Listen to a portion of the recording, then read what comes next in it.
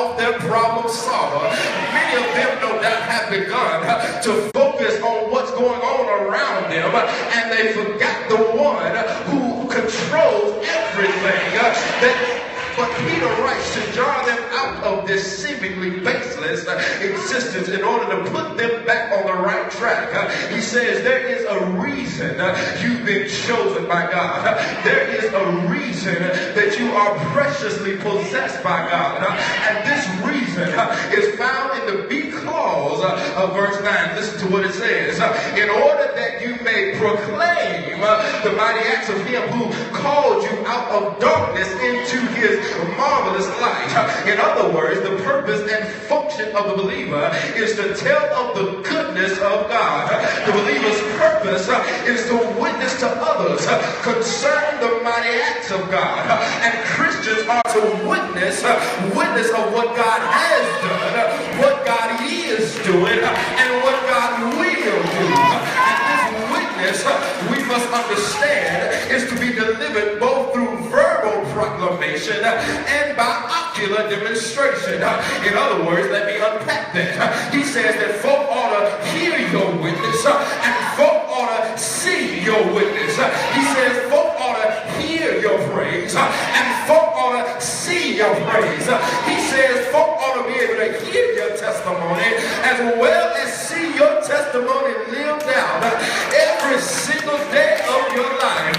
In other words, if you are going to talk like a Christian, you might as well walk like one too. And we must understand, this is not some circumstantial thing.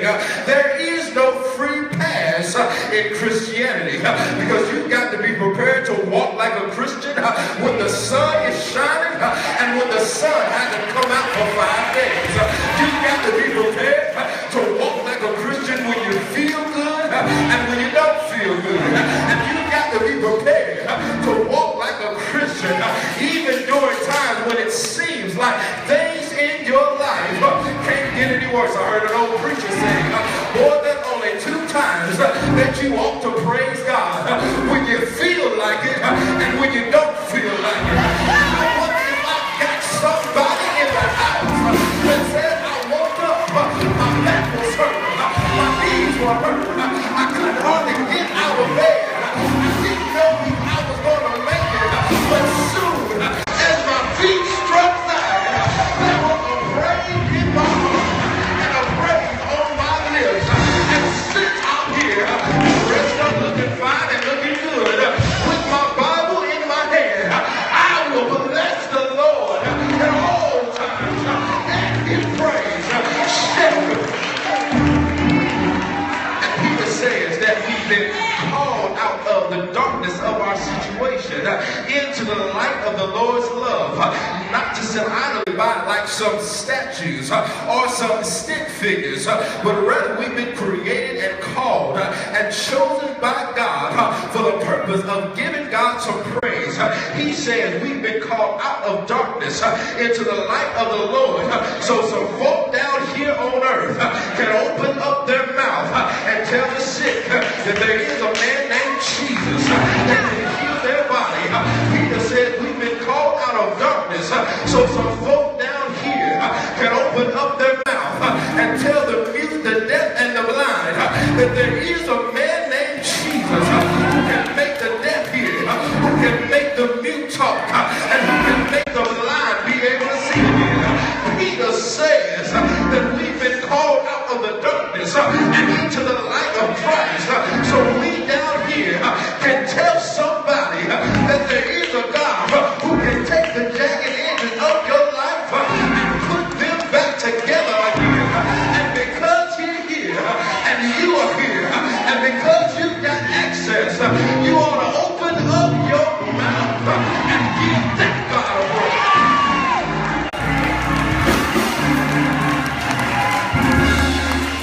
Gotta close. I can't keep y'all all day. Gotta go to my seat.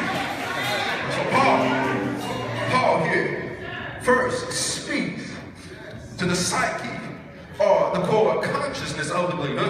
Then secondly, he speaks to the purpose of the believer. But lastly, here in verse 10, he speaks to the position of the believer. Listen to what he says in verse 10. He says, once you were not a people, but now you are God's people. Once you had not received mercy, but now you have received mercy. And we must understand that many of us are guilty of defining ourselves based on our present positioning. Many of us are guilty of looking at where we are positioned currently in our lives, and based upon our present positioning, we come up with some definition of who we are and who we have yet to become, because we must understand that it is the culture and the climate of our society that suggests to us that we should define ourselves based upon where we currently find ourselves in life. For instance, if we have not achieved or attained some level of success, then defined by the world's standards, we should deem ourselves as being unsuccessful.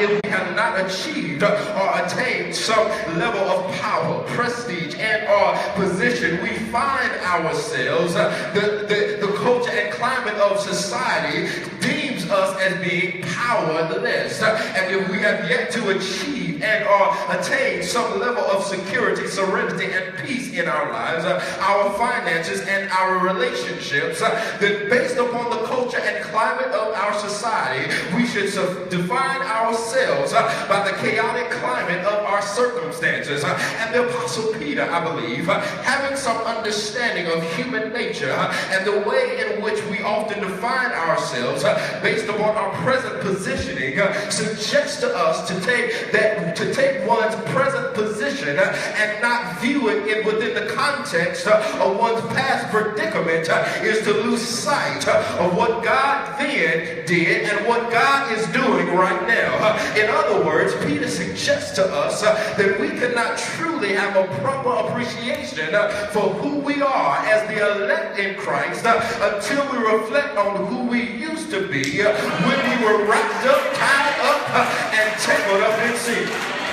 And Peter says, so don't get so caught up in your right now that you forget about your back then, because you haven't always been this holy. You haven't always been this sweet. You haven't always been this cute. You haven't always been this saved and sanctified. In fact, if there were some people who knew your whole story, they would be surprised to find you on a Sunday morning in church, wrapped up and tied up in your best clothes, sitting with a Bible in your hand, waving and opening your mouth. Because back in the day, y'all think I didn't know, back in the day you were tipping, slipping, and dipping. But look at you right now. He says to get your praise on right now, you can't forget about your back then. I'm closing. Peter says, once you were not a people, but now you are God's people. He says, once you had not received mercy, but now you have received mercy. And I must confess to you that I like the language that Peter uses here in this verse. I like the shift that happens in this verse, and I like the movement that takes place in this verse, because in this verse Peter uses a conjunctive adverb. He uses a conjunctive adverb, but now is a conjunctive adverb. It is used to draw contrast between the believer's past and the believer's present. But now this conjunctive adverb is used to draw our attention to the particular point that he wants to make. So listen to it again, if you will, with new insight and new understanding. Verse 10, Peter says, once you were not a people, but now you are God's people. He says, once you had not received, but now you have received. Peter uses this conjunctive adverb to stress the point that because of your past and the way you used to be, and because of who you are today, you might not be all that God wants you to be, and all